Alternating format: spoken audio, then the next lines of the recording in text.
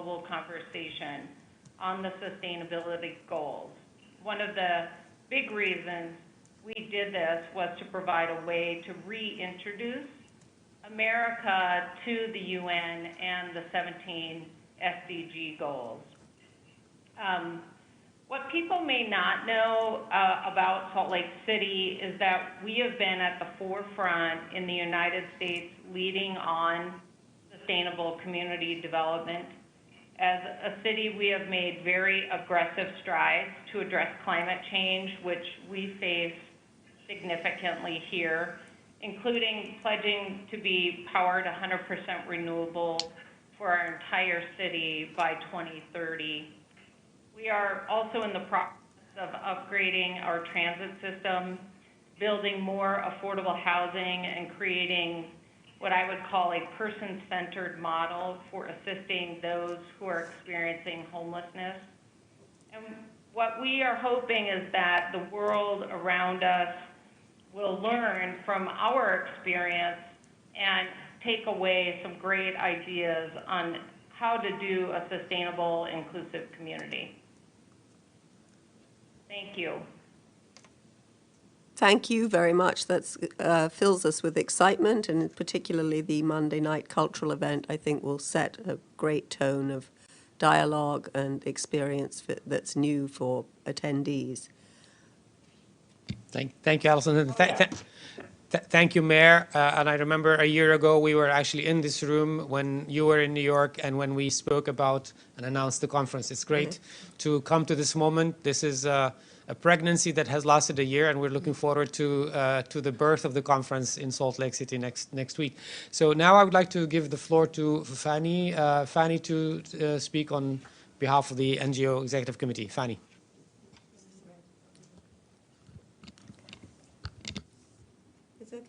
Okay.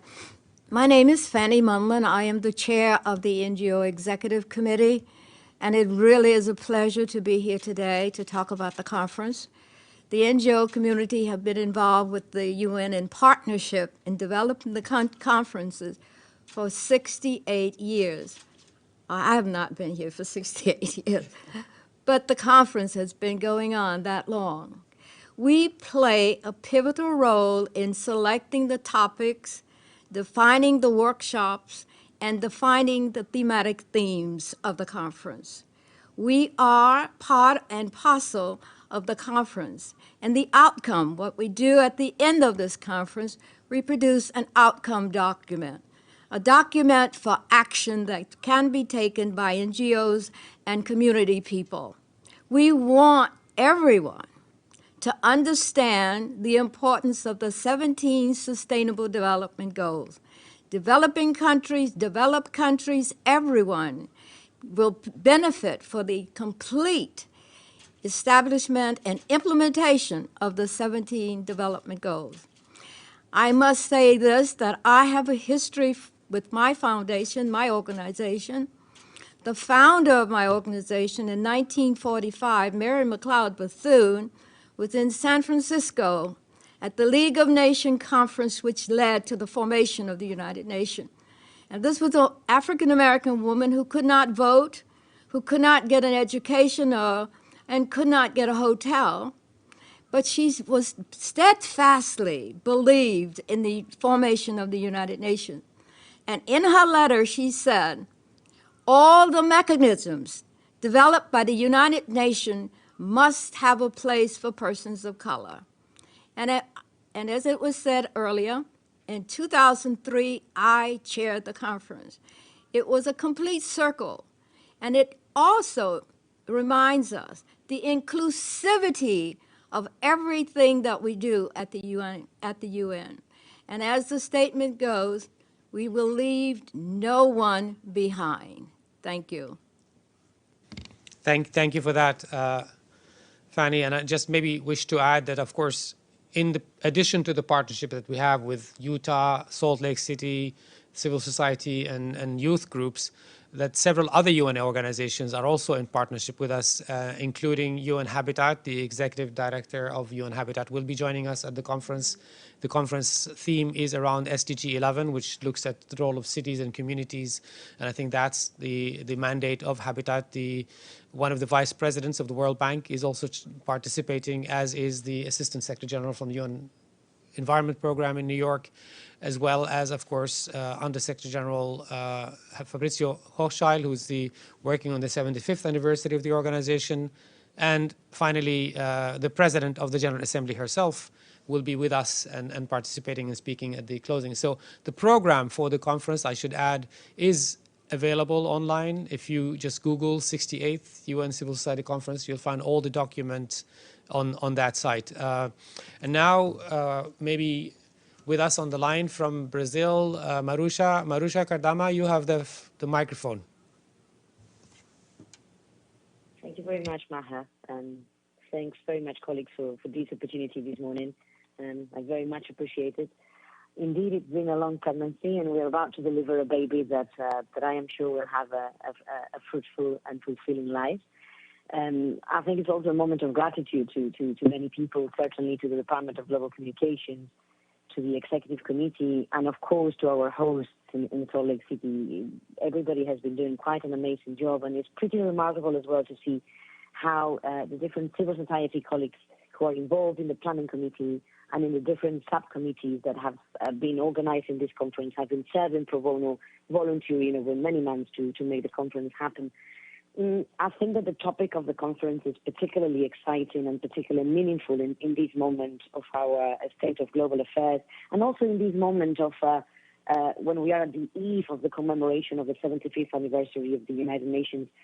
Certainly, cities and communities is very much where the rubber hits the road, where unfortunately we get to see all the ills and all the challenges of our current world, but also where we can fix all those problems and flip them into socio-economic opportunities within environmental limits and planetary boundaries for everybody to thrive in communities.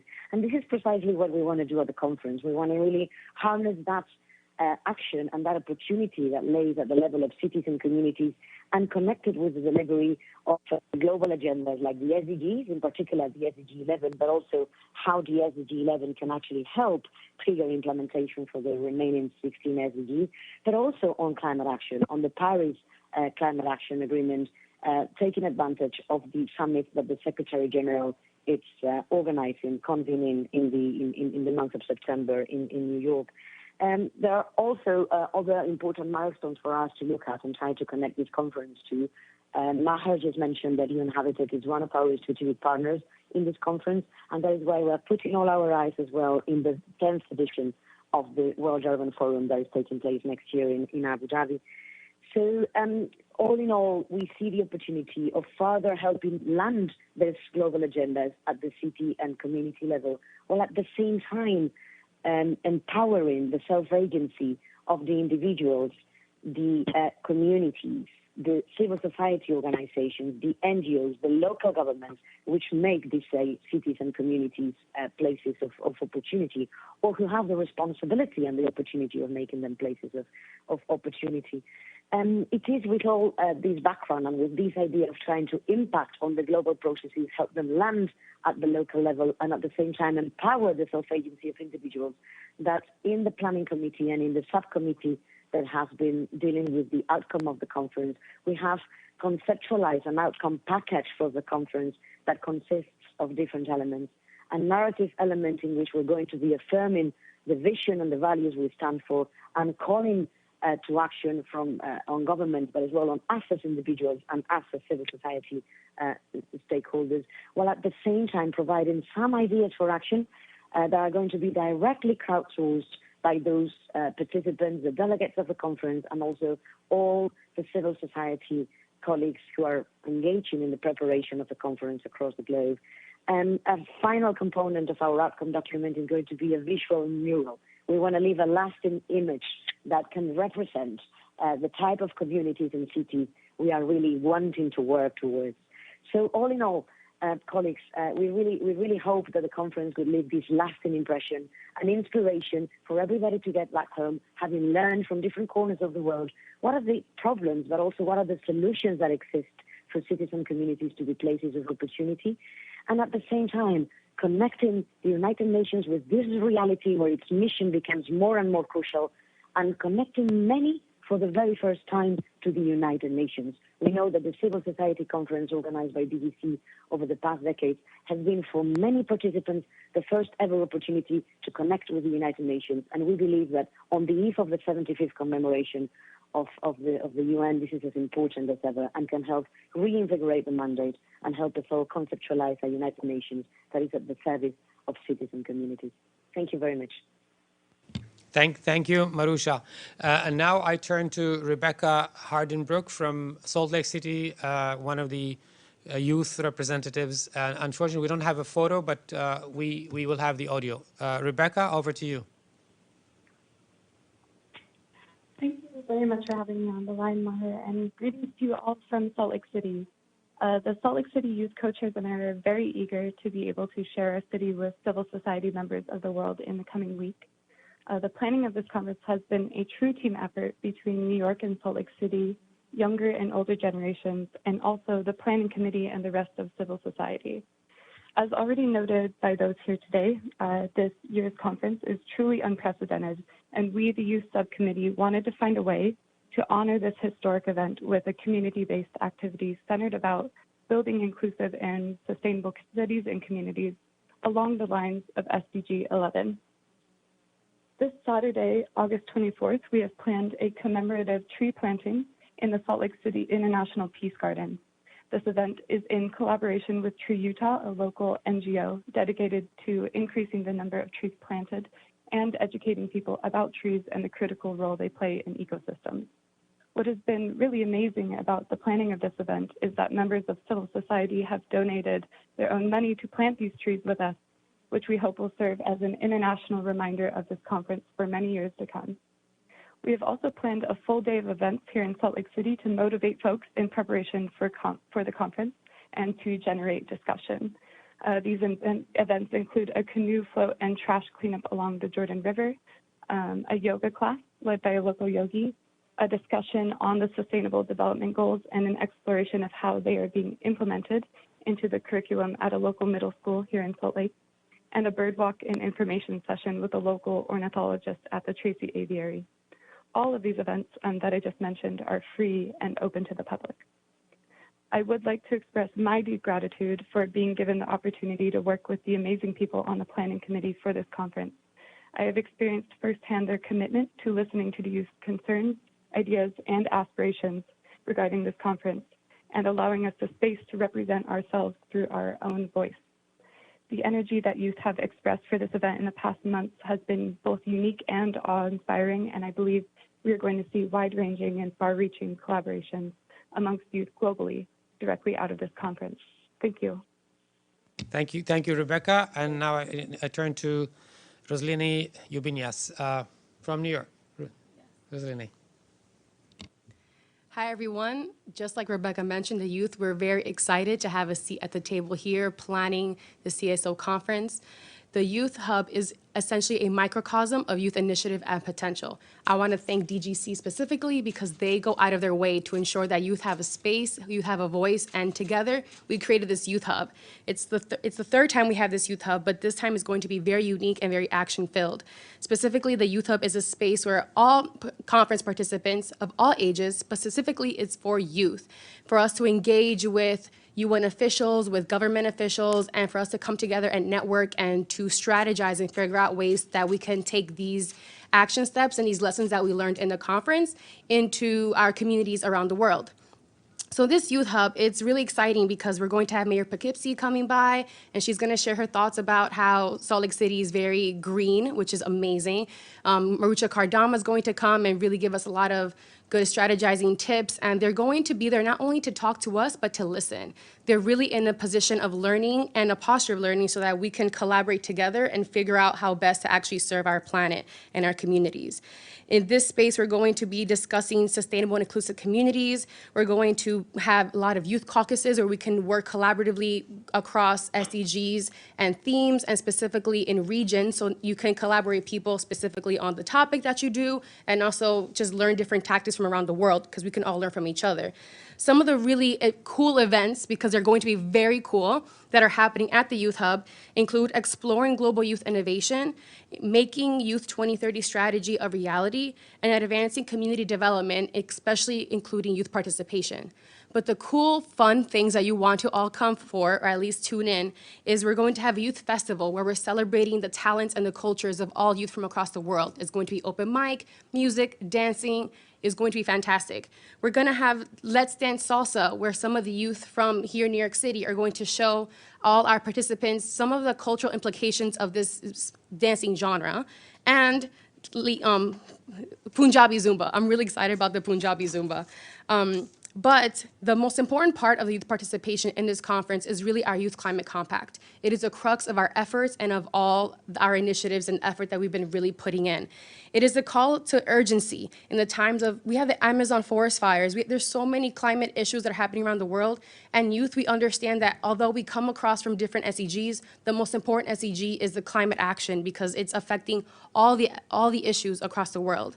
In this climate compact, we're going to make a promise to the world and to the community. They're going to take assertive, strong action steps. We're going to help in implementation of policies. We're going to help in creating new initiatives and new styles of living, like less plastic, carrying water bottles, these practical things that we can embody. And we're also going to raise awareness, and we're making this promise to the world, to you, to each other, that climate action is the most important issue. So we welcome you all into the Youth Hub, and we can't wait to see you there. Thank you for that. Now we turn over the microphone to you for questions. Please identify yourself and go ahead. I'm Nishan Mirza from Turkish Journal. My question is about the youth dialogue for climate, and how is it related to the climate summit, or is it going to make any impact on that during the GA? Around climate that we're going to have at the Youth Hub and throughout the conference are pretty much a precursor to the Youth Summit that's happening here in September. We really want to galvanize on the action that our SG has taken, and we want to kind of put the seeds in everyone's heads to start really thinking about climate, so that when September comes, we can have good, concrete, actionable steps. Thank you for your question. Let me just add, the declaration that is adopted by the NGO participants in the conference in itself is usually presented to the United Nations and shared with member states, shared with the entire departments and other funds and programs, as well as the youth declaration. For the last 3 years, we have had a youth declaration. And of course, all of these feed into the entire effort that we're having that will climax in the Climate Action Summit. Yeah, I just would add, I just came from a meeting of senior leaders of the UN, where the Secretary General was very, very keen to particularly put the stress on climate and the need to fight climate change as effectively as we possibly can. Mm-hmm. And I think Salt Lake City will be indeed a large step in the continuing series of steps that we are all taking to deal with this problem. Please.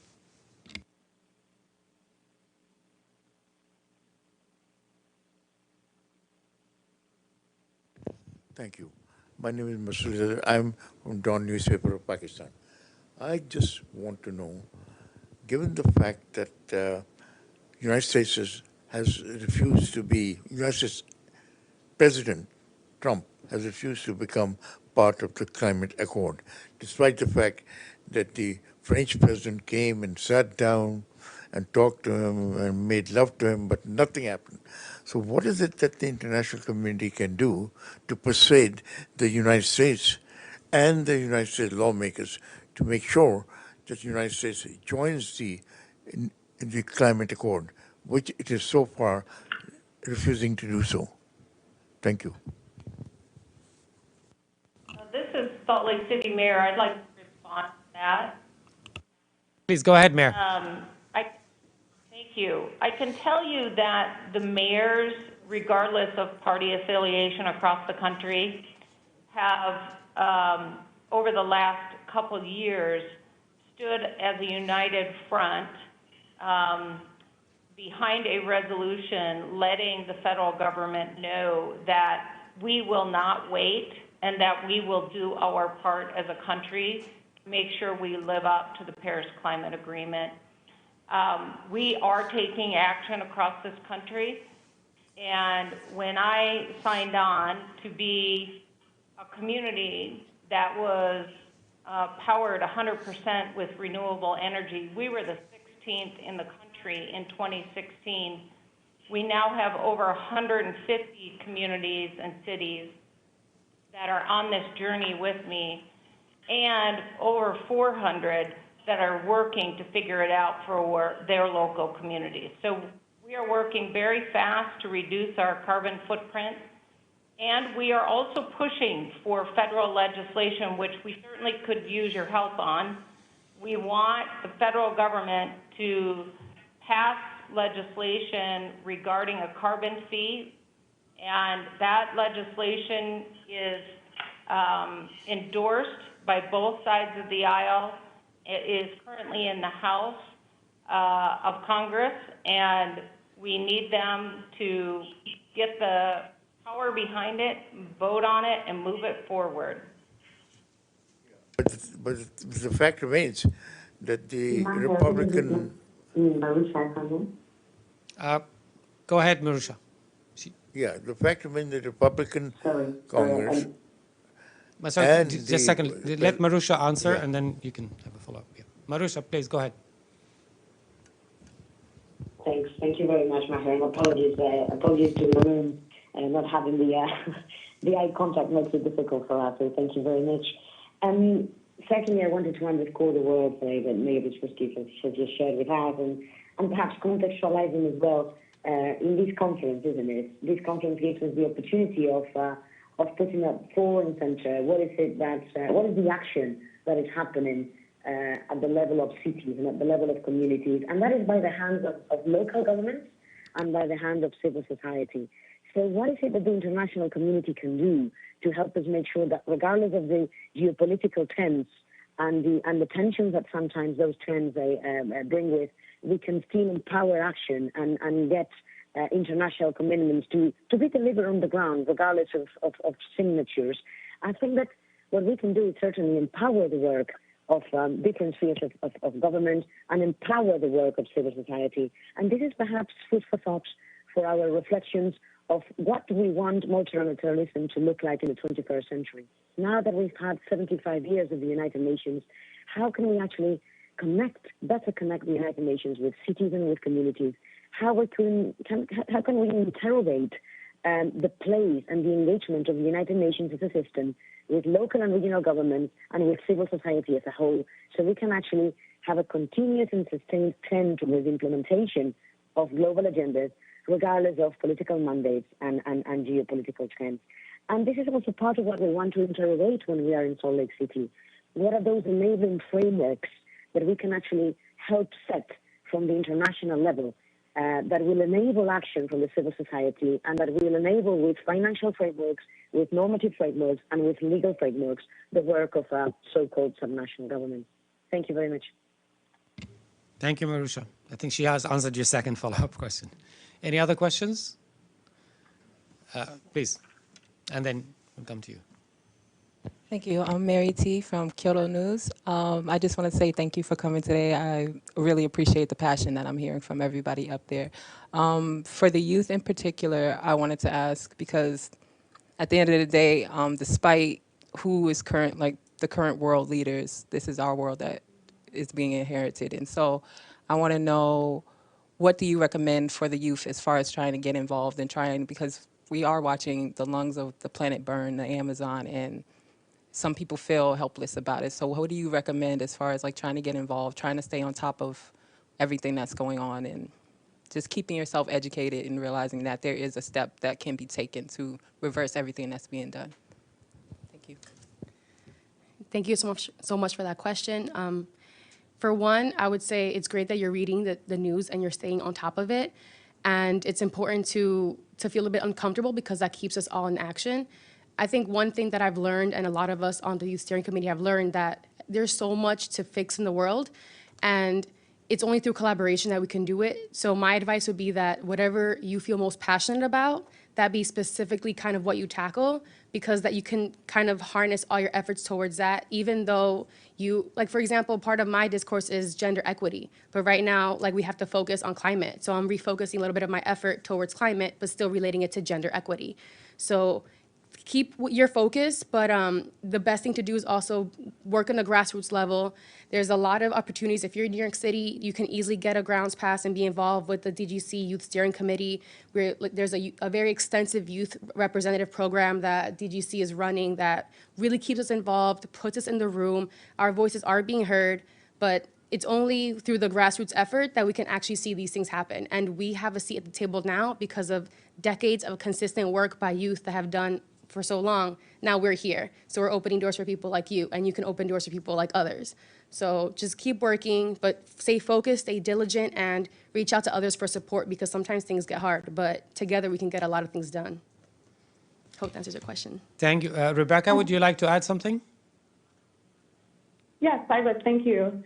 I would just, on top of what Razani said, I want to mention that youth should recognize their own power. So youth have great power as individuals, but as a collective, as was just mentioned.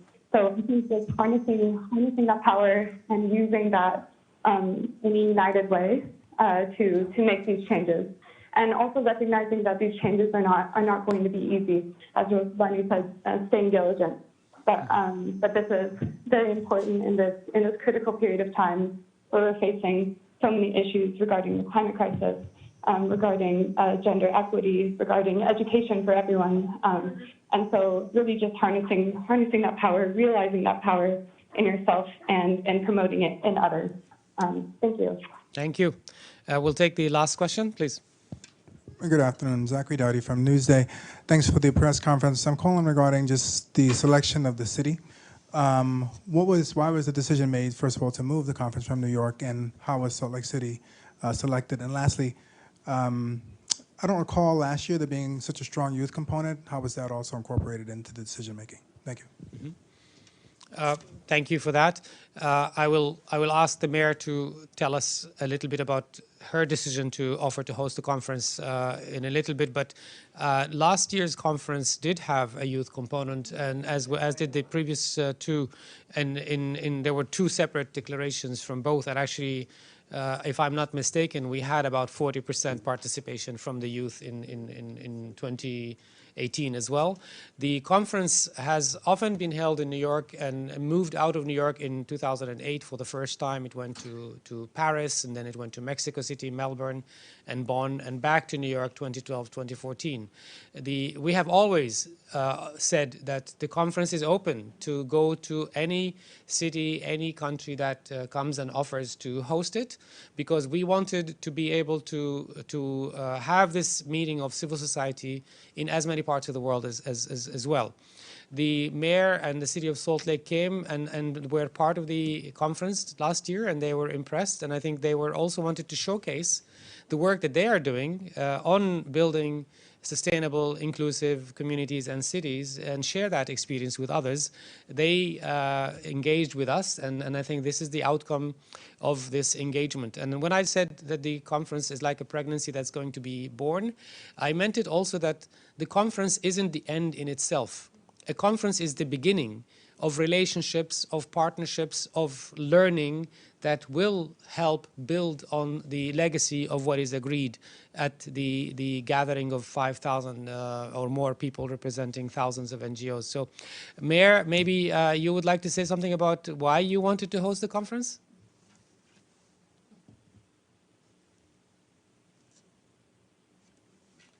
Mayor?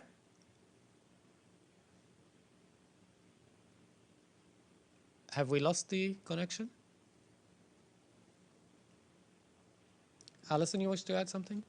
No, I didn't want to steal the thunder from the mayor, but just to emphasize that, we're in a race that we're not winning yet, but we can win on climate change. We need the energy of young people in particular to realize that goal. And I think that bringing this conference to different communities around America, around the world, really helps to strengthen that message. So we hope very much for many cities to be inspired by this example. So, Fanny? I would like to add something. I chaired the conference in 2003. We had a youth group. Youth have always been involved. They've taken a much stronger role in the last 3 or 4 years, but we've had them. We made sure that we had youth involved. We've had intergenerational meetings to make sure that we bring forth the older persons and young people, because the largest percentage of the population, 2030, was going to be older persons and young people. And so we need everyone talking to each other. Housing, education, jobs will all impact young people and older persons. So to answer your question, why we're going outside of New York, I think it's a great idea. I have worked at the UN for over 30-some years. And my organization is an international organization, but we have chapters all over the U.S., Mississippi, Alabama, Georgia, Louisiana, and South Carolina. And we need to have the American public understand the importance of the UN. Just think of it. We have not had a world war in 75 years. We have ethnic and religious things, but we can overcome those things if we talk to each other, not talking at each other. Thank you. And I'm just maybe try again. Mayor, are you still with us?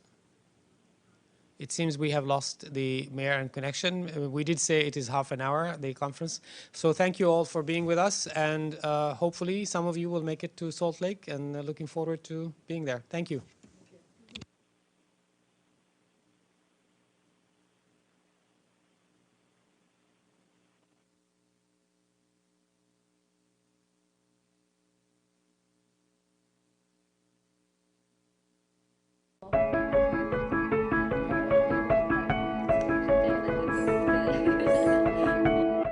كعلاقة أردنية وسورية بنمثل شراكة وكقصة نجاح لغيرنا إنهم يشتغلوا على هذا الموضوع.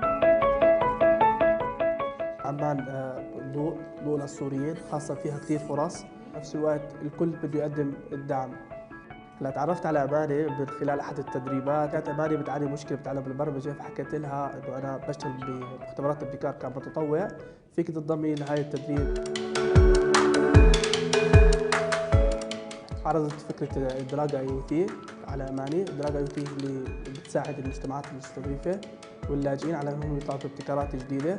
فأماني رحبت بالفكرة. بعد هيك حصلنا على دعم وسجلنا عن الشركة. الكت فيها قطع إلكترونية زي حساسات، زي حساس الغاز، حساس الرطوبة، وبنفس الوقت فيها زي جهاز كمبيوتر صغير هذا بقدر أبرمج فيه المتحكمات.